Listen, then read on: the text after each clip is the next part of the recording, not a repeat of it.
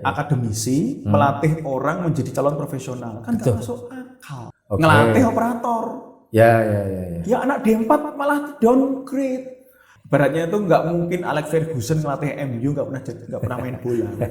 MU kan. Pemirsa, Pak Wikan ini Baru sedih. ini Nggak nih penggemar berat MU. Ya maksudnya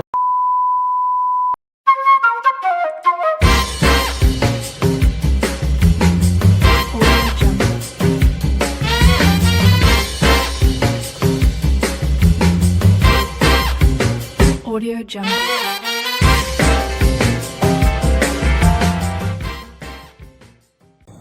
Baik, halo semuanya, warga UM, selamat datang di podcast Fakultas Vokasi yang kita sebut dengan Vocational Cast atau Vodcast. Hari ini kita ada tamu istimewa di hari yang istimewa, masih dalam rangka Hari Pendidikan Nasional dan tentu saja masih dalam rangka Dies Natalis Fakultas Vokasi yang kedua, yang sebenarnya jatuh pada bulan Februari tahun ini. Tapi kemeriahan ini akan meneruskan dan melanjutkan Dies Natalis Fakultas Vokasi pada tahun ini. Hari ini, hari yang spesial ini, kita kedatangan tamu yaitu Bapak Wikan Sakarinto, MSc PhD.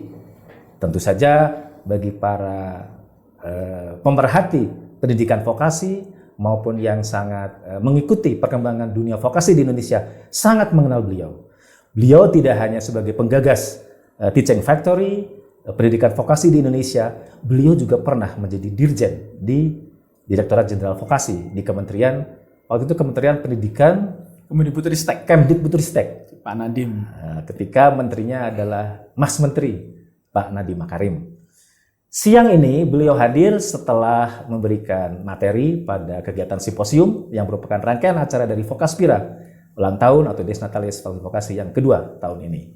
Siang ini kita akan mengundang beliau, kita akan banyak bertanya beliau, kita minta beliau untuk sharing, terutama tentang bagaimana, apa, dan seperti apa langkah yang harus diambil oleh Fakultas Vokasi UM, terutama untuk menghadapi dunia yang kata orang banyak VUCA ya Pak, bukan ya?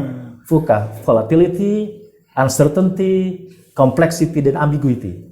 Terutama bagaimana kita menghubungkan sarjana-sarjana terapan kita dengan dunia industri.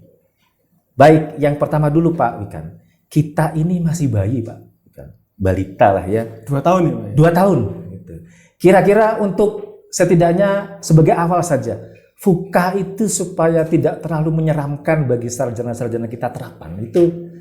Itu Pak Wikan melihatnya, prospeknya itu seperti apa Pak? Sebenarnya kalau VUCA itu kan sudah ada sejak puluhan tahun silam. Betul. Tapi semakin ke sini VUCA-nya makin terasa menjadi-jadi. Betul. Jadi ketidakpastian, perubahan dan sebagainya. Nah, tetapi yang tidak pernah berubah menurut saya, lulusan yang dibutuhkan oleh dunia industri itu adalah karakter, soft skill, attitude. Jujur, mau kerja keras, mau belajar hal-hal baru sepanjang hayat, komunikasi, kreatif. Itu tidak akan berubah. Mau VUCA apapun tidak akan berubah. Tetapi, unfortunately, pendidikan vokasi kita itu masih terlalu ke hard skills. Oke. Jadi saya suka adik-adik yang mau berkecimpung repot-repot bikin project ngesut kita ini. Itu kan mereka kan teruji dari kedisiplinannya, profesionalitasnya, tidak hanya di kelas. Oke. Jadi kalau ditanya mahasiswa vokasi, lulus kan kerja harapannya. Betul. Kalau mahasiswa S1, masa ya nggak kerja? Ya. Sebenarnya juga sama-sama kerja. Tetapi memang vokasi lebih banyak prakteknya. Di S1, kuliahnya lebih banyak teorinya. Tapi ujung-ujungnya kerja. Nah ketika kerja, ya kejujuran, kreativitas, daya juang, kedisiplinan, yaitu soft skill, karakter, attitude. Berarti survivor tools-nya di sana ya Pak ya? Life skills-nya itu mau VUCA apapun, sekarang makin VUCA. Makin Coba, VUCA. Tahun ini kita tahu ya, tahun ini kita jatuh tempo bayar utang luar negeri 800 triliun. Betul. Plus ada 600 triliun yang harus disiapkan. Masih lagi MBG. MBG itu berapa triliun? Bisa 300. Belum IKN. IKN belum kelar. Ya toh, belum lagi kita kena tarif Trump. Bahkan Sri Mulyani, Bu Sri Mulyani udah state ke kita, kan, kita ada defisit. Ya tarif terang 47%. Makin fuka kita itu. Nah, dari soft skill karakter kreativitas, tentunya harusnya kita bisa menciptakan produk yang berbasis inovasi. Jangan hanya produknya itu produk-produk yang paper aja. Atau produk-produk yang cuma dibikin tapi terus disimpan. Nah itu hanya produk lab begitu ya? Hanya produk lab, ya vokasi, praktek. Ya, betul. Praktek sih praktek, tapi hanya disimpan di lab hasilnya. Itu nanti, ini yang namakan teaching factory ya. Itu nanti kalau nggak teaching factory, nggak pakai TEVA, anak-anak nggak belajar dengan project real, bukan project real tapi malah project-projectan based learning. Itu VUCA itu makin kita nggak mampu, semakin menghantui, kita akan terdisrupsi. Ya. Pak Wikan, menarik tadi ada 3 hal selain hard skill ya yang memang harus dimiliki. Soft skills, karakter, attitude begitu ya. Sekarang begini, itu kan menjadi PR kita sebagai penyelenggara pendidikan vokasi begitu ya. Sementara kalau mahasiswa kita, sarjana tahapan kita sudah memiliki 4 tadi yang disebutkan oleh Pak Wikan. Kalau 4 berarti plus hard skill ya. Ya, itu apa? Koneksi dengan industrinya itu nanti bisa kita ambil di mana? Artinya, apakah memang industri itu kamu nggak punya leadership nih? Nggak bisa kita pakai, atau secara soft skill kurang fleksibel katakanlah dengan setiap perubahan gitu. Itu kira-kira supaya kita koneksinya dengan industri itu lebih. TEVA itu kan kalau yang Pak Wikan pernah sampaikan itu kan setting industri ya Pak ya, yang bisa dirasakan mahasiswa selama perkuliahan. Gimana Pak? Sedikit disclaimer ya, TEVA itu lebih ke konsep spirit ya.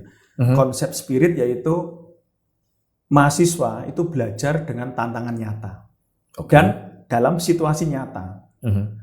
Bisa berbentuk industri kalau memang itu teknik mesin, teknik manufaktur. Kalau dia itu jurusan tata boga, mungkin bentuknya kafetaria atau kantin. Pokoknya ada tantangan nyata, dunia nyata, ada produk nyata, ada konsumen nyata. Oke lah, itu disimpan dulu ya, itu TEVA. Nah, sekarang saya mau memberikan konteks tambahan. Saya juga anggota Apindo. Dan kami juga berkecimpung dengan HRD dari dunia otomotif se-Indonesia. Mereka menyatakan, untuk mencari satu lulusan D4 atau S1 atau D3 yang cocok bagi mereka, dari ratusan atau ribuan pelamar, mereka harus narik 30 diwawancarai baru dapat 1. Dari berapa tadi? Dari total? Nah, kalau pendaftar kan mesti banyak, ratusan, ribuan loh. Data pelamar. Untuk mencari 1 yang dicocokin, mereka harus narik data, memanggil, kemudian wawancara 30 baru dapat 1. Dicocokin tuh apa? Karakternya, sikapnya, logikanya, kreativitasnya. Kalau IPK, katakanlah IPK itu hard skill ya, itu katakanlah. Pasti 3,5 semua kalau swasta sekarang. Atau 3 ke atas sudah IPK. Tapi ketika diwawancarai nggak bisa ngomong, logikanya nggak nyambung, leadership experience-nya juga nggak ke develop. Disitulah VUCA itu tuh akhirnya kayak semacam hantu yang akan selamanya menghantui kita. Tetapi kitanya nggak mau berubah. Pola belajar kita, ya itu tadi. Kalau vokasi kan ada teori dan praktek. Teorinya 30 hingga 40%. Prakteknya 60-70. Teorinya malah ikut-ikutan S1. Yaitu apa? Publikasi. Tapi nggak ada produk. Yang dikejar masih Scopus ini. Akhirnya, at the end of the day. Terus prakteknya ngikutin BLK. Ngelatih operator. Ya anak D4 malah downgrade. Harusnya ini di-connect, jadilah suatu TEVA. Pembelajarannya itu ada real konteks, real experience, real situasi, tantangan real, ada produk real, ada konsumen real yang siap marah kalau kecewa. Baru ketika anak digembleng dengan pola itu, VUCA itu enteng. Pak Wikan, berarti kuncinya ada di tanggung jawab ya? Artinya begini, setiap kegiatan yang berada di dalam konteks TEVA itu, si mahasiswa atau nantinya sebagai calon lulusan sarjana terapan, ada tanggung jawab bahwa dia ditungguin konsumen hasilnya gitu ya. Ya ada target. Kemudian ada hitungannya. Ada tanggung jawab. Jadi harus cepat, tepat waktu, harus berkualitas dan harus efisien. Itu kan dunia nyata. Betul. Itu kalau nggak ada TEVA, belajar di kelas terus atau di lab habis ngikir dibuang, habis ngelas dibuang. Iya, iya. Apa itu Iya. dunia nyata? Habis ngelas dibuang gitu ya. Habis Iya kan hanya untuk cari nilai. Iya, iya, iya. Ya. Nilainya pasti A, 3,5 lah IPK anak-anak kita. Tapi itu jebakan Batman. Cek aja, Iya, cek iya. aja. Indeks inovasi Indonesia rendah. Indeks kreativitas Indonesia rendah. Indeks produktivitas SDM Indonesia rendah. Sebentar Pak Wikan. Apa Pak Wikan mau mengatakan bahwa indeks kreativitas atau kreativitas masyarakat Indonesia itu salah satunya bisa dilihat dari produk-produknya Yes, exactly. pendidikan vokasi begitu? Global Innovation Index human kita, per kapita kita itu jauh dibandingkan dengan Cina, Finlandia, Denmark, Oke. Jepang.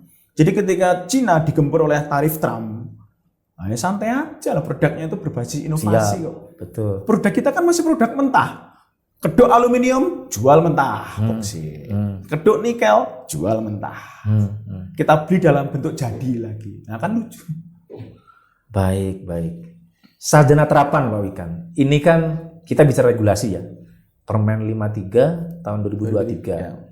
Itu kan ya kalau kita di perguruan tinggi ya, di apa namanya penyelenggara pendidikan vokasi kan, oke, kita sudah tidak lagi mengenal adanya D3. D4 ya, adanya D1, D2, D3 dan langsung sarjana terapan. Nah, sekarang masalahnya Pak Wikan, kita mau menyampaikan ke masyarakat, iki loh, sarjana yang ada di perguruan tinggi itu tidak hanya sarjana akademik. Kita punya sarjana terapan. Iya. Dengan segenap kelebihan, kesiapan dan seterusnya. Kira-kira senjata apa yang paling ampuh untuk meyakinkan itu, Pak?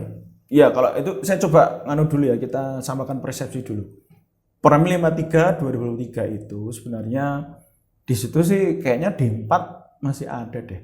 S2 terapan masih, yang enggak ada itu adalah di draft Sisdiknas. Draft Sisdiknas. Draft Undang-Undang Sisdiknas di era Pak Nadiem.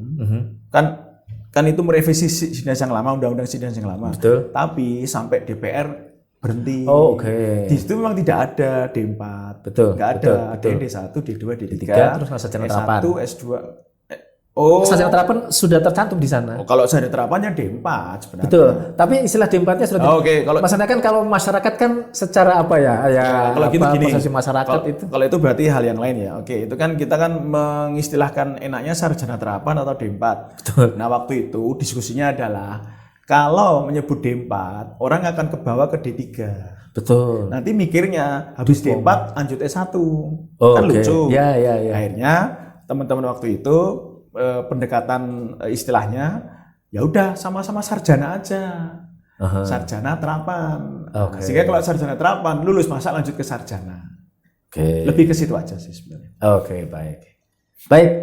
Baik, pembicaraan kita semakin menarik. Nanti akan kita lanjutkan setelah break berikut ini.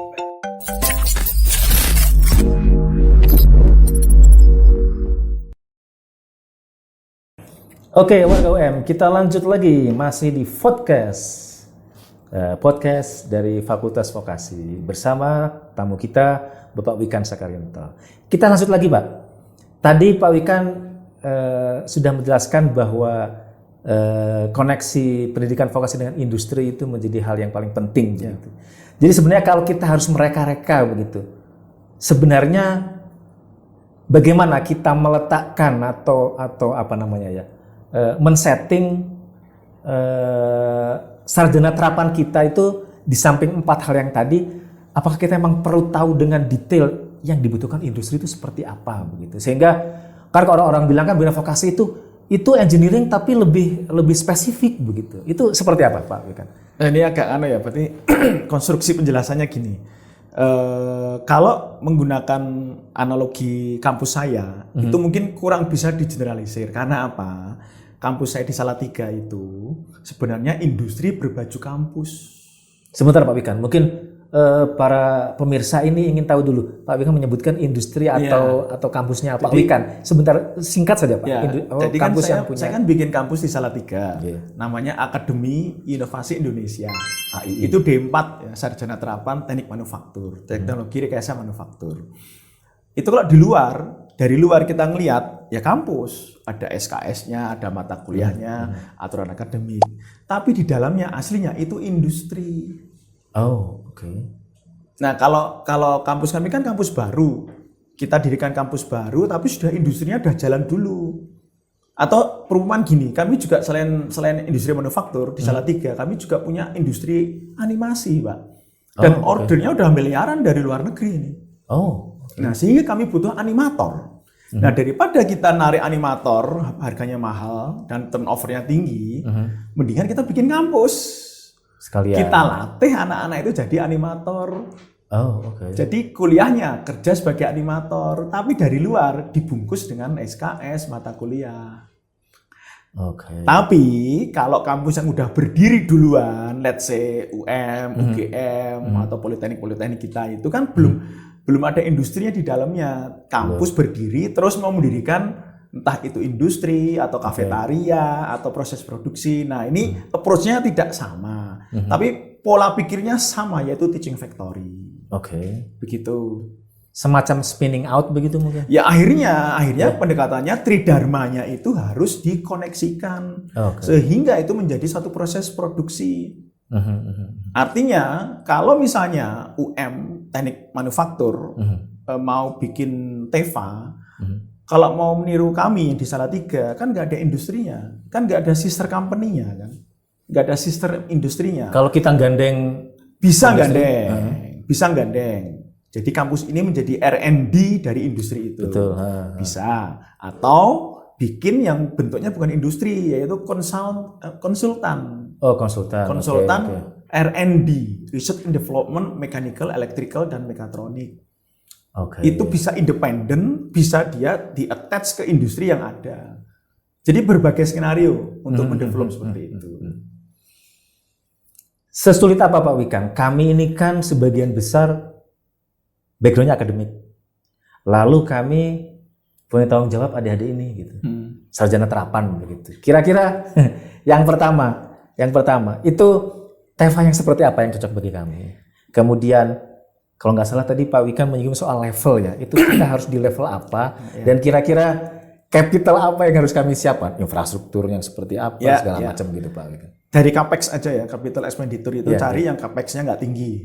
Karena nanti butuh modal, nanti ada RKAT kan berat kan. Pokoknya cari bisnis yang capexnya nggak tinggi.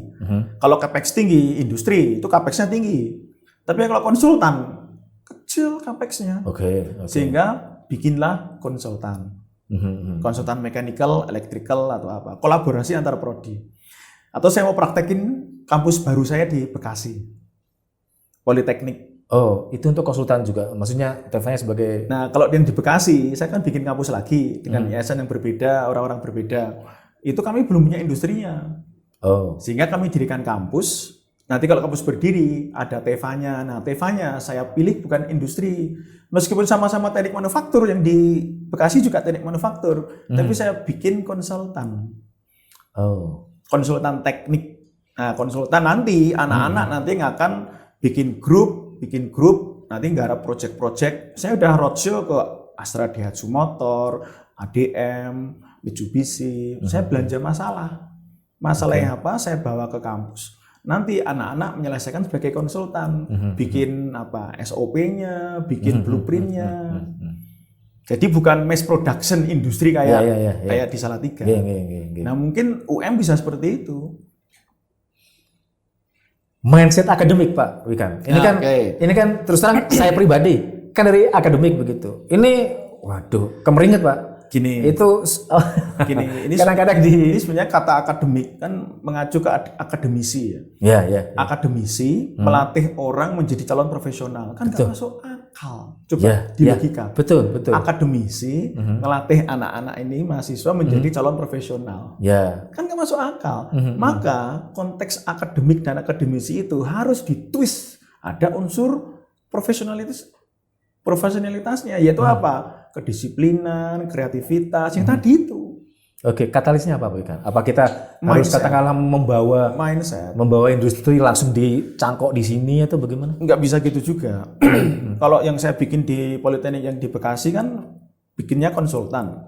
Dosen-dosennya harus saya cuci otak dulu. Dosen-dosennya jangan cuma ngajar di kelas, tapi diajarin nge-coach. Nah, dosennya saya latih dulu berani garap project-project dari perusahaan, ngerasain jadi konsultan itu gimana. Ya. Nah, gitu akademisi yang dicemplungin ditwist ke profesionalitas. Jadi dosen-dosen yang, tapi ya itu tadi kan kita nggak bisa maksa seluruh dosen kan. Ya. Ada dosen yang nggak mau berubah, ya udah kita doakan dapat hidayahnya. yang mau berubah, ya ayo nyoba garap-garap dulu, ngelatih bote garap pesanan dari industri itu kayak apa, sulitnya ditarget dan sebagainya, udah ngerasa gitu nanti. Ibaratnya itu nggak mungkin Alex Ferguson ngelatih MU nggak pernah main bola. MU kan. Pemirsa, Pak Wikan ini baru sedih. Ini nggak nih penggemar berat MU. Ya maksudnya saya mendukung MU yang paling sabar. Tapi dulu yang sabar Liverpool kok. Jadi dosennya itu dicemplungin dulu, tidak dicemplungin ke industrinya, tapi dicemplungin, ayo garapen masalah-masalah di industri, jadi konsultan. Nah, nanti mata kuliah dia dipakai berkolaborasi dengan mata kuliah yang lain, ya katakanlah 3 atau 4 dosen nge-coach mahasiswa jadi tim konsultan. Tadi Kalpex Pak, kemudian yang kedua sekarang kurikulum misalnya. Beberapa minggu yang lalu vokasi UM itu kedatangan rombongan dari Ciwikimia. Dari Ciwikimia. Oh ya. Ciwikimia itu ingin menginjeksikan beberapa SKS lah begitu supaya nanti lulusan dari vokasi itu kalaupun magang ke Ciwikimia mereka direkrut itu skillnya itu sudah cocok untuk alur produksi kertas di sana misalnya. Nah ketika kami diajak diskusi untuk itu terus terang kami agak gagap Pak Wikan. Artinya begini, apakah dari segi kurikulum, postur kurikulum secara umum kita perlu extreme change begitu atau sedikit menambahkan atau bagaimana nanti, supaya nanti anak-anak itu di Ciwikimia disuruh ngapain kalau udah kerja di sana?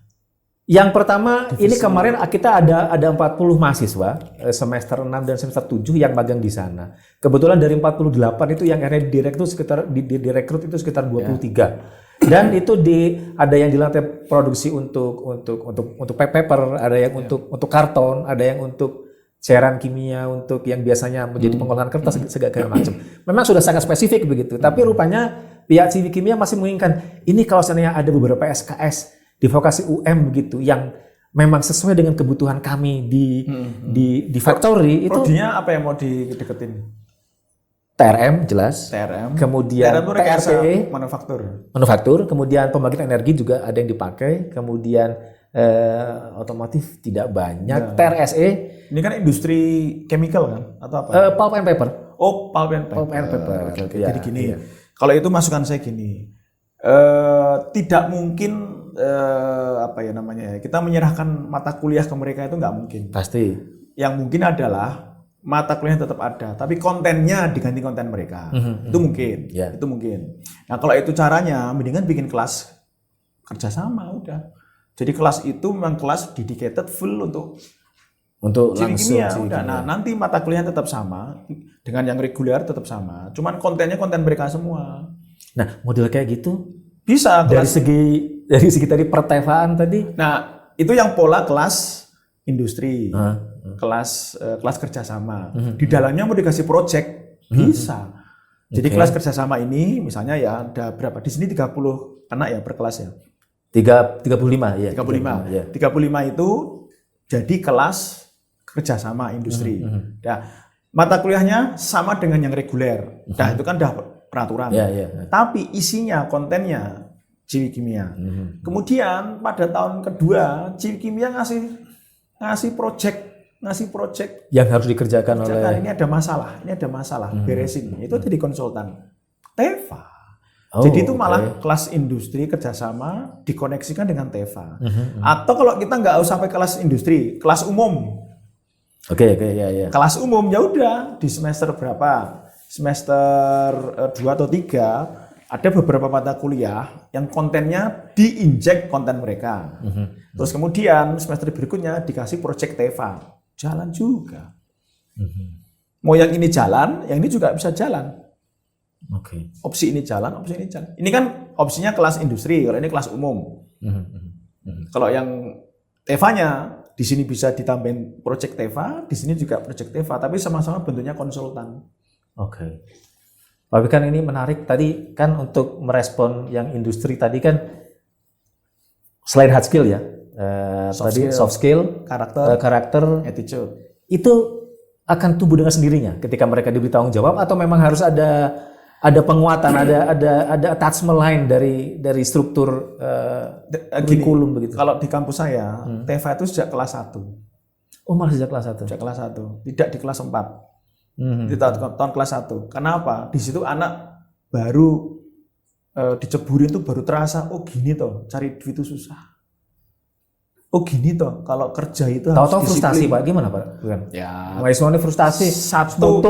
satu semester pertama jangan masuk dulu. Oke. 1 tahun pertama TEFA saya yang di Bekasi, saya nggak akan cari proyek dari luar. Oh, oke. Tapi dari dalam. Karena kalau dari dalam, kalau sampai ada apa-apa nggak jadi, masih bisa kita hindar. Iya. Nah, di situ Pressure-nya beda kan kelas kalau tanggung ini. jawab. Tuh. Nanti kalau proyeknya sudah banyak, punya portofolio, tahun kedua atau tahun ketiga baru kita minta proyek dari luar. Oke. Baik. Nah, baik. itu ke develop. Ya, baik. Ke develop. Ya. Oke. Baik, semakin menarik. Sebelum kita masuk ke sesi yang terakhir, kita break dulu sebentar.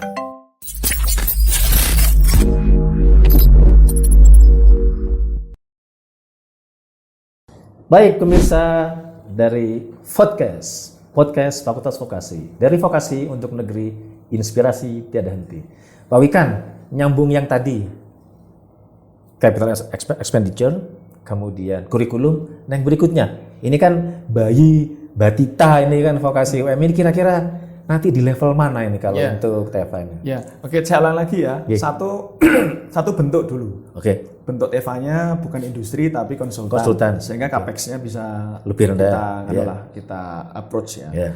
Yang kedua, setelah bentuk itu kurikulum. Tadi saya sudah jelasin kurikulumnya nggak usah dirombak dulu. Pakai kurikulum existing. Yang ada. Tapi mata kuliahnya diisi oleh materi dari luar. Dan dosennya ada beberapa mau berkolaborasi antar mata kuliah. Oke, itu kurikulum. Tidak perlu merubah kurikulum. Karena kalau baru kurikulum gegernya. Ya betul panjang. Itu. Terus yang ketiga level peran mahasiswa di TEFA. Kalau dia cuma sebagai operator, teknisi, ya itu TEFA tapi level rendah. Katakanlah omsetnya miliaran dia katakanlah. Tapi yang nyari omset, dari order to dosennya, tanggung jawab dosennya, sing mimpin produksi juga dosennya, ya pintar dosennya. Nah kalau saya harapkan levelnya minimal level 2,5 lah. Level 2,5 itu yang mengelola project dosen bersama mahasiswa. Jadi mahasiswa udah sebagai project manager atau gabungan 2,5 dengan 3,5. Kalau 3,5 marketingnya itu dosen dan mahasiswa. Tapi 2,5 dulu lah, 2,5 dulu. Nah, yang di tahun pertama itu yang nyari order biar dosennya dulu. Nah, itu level. Yang terakhir regulasi. Regulasi itu nanti payungnya. Kalau ini kan PTNBH. Mau pakai holding company-nya UNES, UM. Maaf ini saya lilingnya UNES. UM. Atau mau kerjasama dengan perusahaan luar, pinjam bendera. Jadi kalau misalkan nanti udah berani nawarin keluar toh, misalnya industri apa, industri manufaktur apa, dia pengen dibikinkan satu alat mekatronik, mechanical electrical bisa gini ada IoT-nya, ada otomasinya. Itu nanti ketika mahasiswa yang nawarin deal, kontraknya dengan perusahaan pinjam bendera tadi itu. Nanti kontraknya duitnya ke sana. Nanti mahasiswa dapat honor, dosen coach, dosennya kan nggak coach, juga dapat honor. Kalau yang holdingnya UM, ya berarti kontrak holdingnya UM. Nanti duitnya ke perusahaannya. Itu ya atur aja turunnya gimana. Atau mau ke rekening rektor dulu atau gimana. Gitu. Yang 4 itu. Satu bentuk itu nanti akan ada mempengaruhi capex tadi. Betul. Kalau mau milih industri, capexnya tinggi. Betul. Oke, konsultan. Kurikulum existing saja. Tapi polanya dimodifikasi. Yang ketiga levelnya 2,5 dan 3,5. Level mahasiswa. Yang keempat governance-nya, tata kelolanya. Ada 4 itu. Oke, sepakat konsultan begitu ya. Tapi kan sebenarnya tidak hanya sebatas konsultan gitu kan. Tapi kan artinya begini Pak, seperti ketika Pak Wikan merencanakan proyek apa tadi si obat gantengnya, aksesoris itu industri loh bentuknya. Iya, nggak artinya ketika kita menyusun project plan untuk diserahkan ke mahasiswa sebagai bentuk tanggung jawabnya dalam TEFA, Itu apa saja Pak yang harus disiapkan misalnya? Apa bentuknya kan konsultan oke, kalau produk seperti Pak Wikan oke, Iya, kira-kira 4 tadi itu. Oh plus kalau mau ditambahin lebih detail, diberi target. Targetnya bisa omset, oh oke. bisa customer satisfaction dan sebagainya. Kalau yang di Salatiga karena bentuknya itu industri, ya targetnya omset. Berapa part yang terjual, berapa ribu atau berapa belas ribu part terjual monthly. Tapi kalau konsultan, ya targetnya adalah handover project ke owner, ke konsumen, diterima clear, pembayaran clear. Oh iya. Harus ada targetnya. Betul. Kalau nggak ada targetnya, nanti mereka santai. Mereka harus kita push dengan target sehingga mengeluarkan the power of kepepet. Dikasih pressure ya, Pressure. Tapi mereka ini terbiasa ditekan kok. Ya. Tapi kalau sudah proyek-proyek gini, jangan dosen-dosen yang lain jadi kasih PR sendiri, kasih tugas sendiri. Kalau bisa dosennya berkolaborasi mendukung proyek itu. Betul. Tidak terbebani oleh tugas yang lain. Dan gimana mahasiswa misalnya ya ini bukan di UM ya, mungkin UM juga pasti ada juga. Ya. Misalkan teknik sipil, kan dosen teknik sipil kan kadang-kadang bisa cari proyek sendiri itu, Betul, konsultan. Terus biar dapat tenaga kerja yang pinter dan murah, ngajak mahasiswanya proyek. Mahasiswanya senang. Tapi mahasiswa itu masih harus ngikutin kuliah yang lain. PR-nya PR sendiri-sendiri, tugas sendiri-sendiri. Iya, jadi nggak fokus ke situ. Harusnya ketika proyek itu dikeroyok oleh mata kuliah itu. Oke. Sehingga mahasiswa nggak direpotkan, nggak ada PR-mu. Duh Pak, saya belum ada PR-nya Pak Wikan itu wangel. Padahal wah ini besok representasi ke industri. Ya gimana saya belum ada PR. Iya. Kalau di Salatiga, kampus saya dan Politeknik di Bekasi, semua dosen harus, ini misalkan 10 dosen dalam satu semester harus bersatu mendukung satu proyek. TEVA ini, TEVA. Ya. Oke. Termasuk dosen bahasa Indonesia. Ya. Ngajarin apa bahasa Indonesia. Betul. Jangan hafalan SPOK. Tapi public speaking, presentasi, nulis surat resmi, proposal, penawaran produk. Tapi pakai bahasa Indonesia ya pakai, SPOK ya pakai. Tapi ada konteksnya, tujuannya untuk kesana. ada tujuannya. Baik. Termasuk dosen agama. Sama, kalau mahasiswanya itu karakternya nggak enak, nggak positif, nah ini dosen agama ini yang perlu memperbaiki. akhlak marketer. Profesional, taat SOP, safety. Ya. Itu semua kan Betul. agama. Betul. Goleknya dalilnya banyak itu. Pasti banyak. Iya.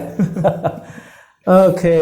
Baik Pak Wikan, ini sebagai sesi terakhir, mungkin Pak Wikan bisa memberikan apa ya, semacam pesan begitu, penyemangat begitu untuk kami sebagai penyelenggara pendidikan vokasi di UM dan adik-adik mahasiswa yang kebetulan sedang ada di studio ini maupun yang menyaksikan mendengar di tempat lain. Monggo Pak Wikan singkat saja. Ya satu saya tetap mengingetin yang dibutuhkan industri itu soft skills, karakter, attitude.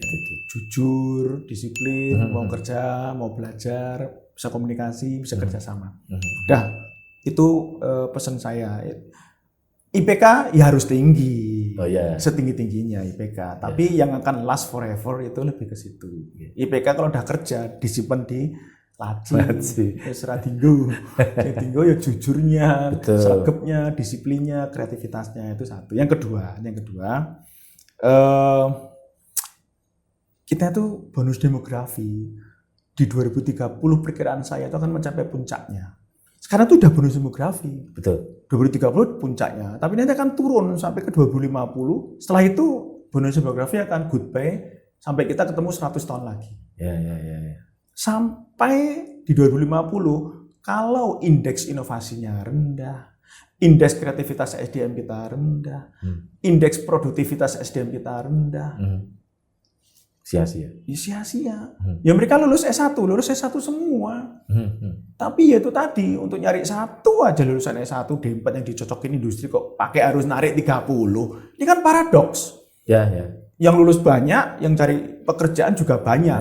Tapi dua-duanya komplain ya. Yang pencari pegawai juga komplain, waduh Pak Wikan, Pak Dirjen, susah nyari SDM yang pas itu.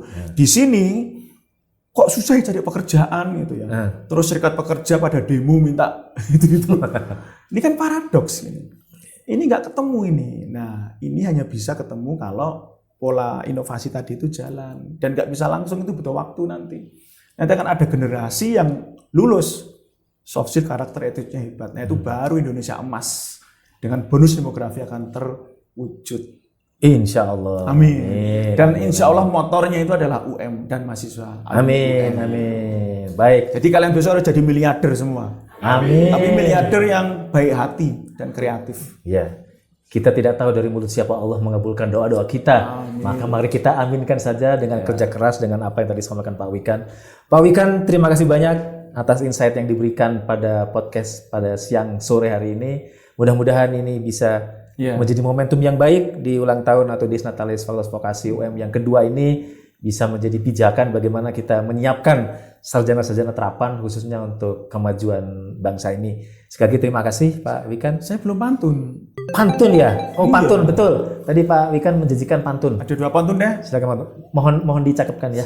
Ya. Yang pertama adalah ikan hiu suka ngetoprak dan main dalang. Cakep. I love you Universitas Negeri Malang. Cakep. Baru 1. Yang kedua. Yang kedua. Yang kedua. Yang kedua itu apa ya tadi ya? Saya mau pakai apa? Gini aja deh, yang kedua. Buah durian. Harganya berapa sih? Cakep. Cukup sekian, terima kasih. Terima kasih. Oke, terima kasih Pak Wikan. Kedatangannya sangat bermanfaat di podcast ini bagi kita semua, bagi warga vokasi UM khususnya. Terima kasih dan selamat jalan kembali ke rumah. Pemirsa podcast Vokasi UM, terima kasih perhatiannya dan sampai jumpa pada obrolan-obrolan berikutnya. Salam.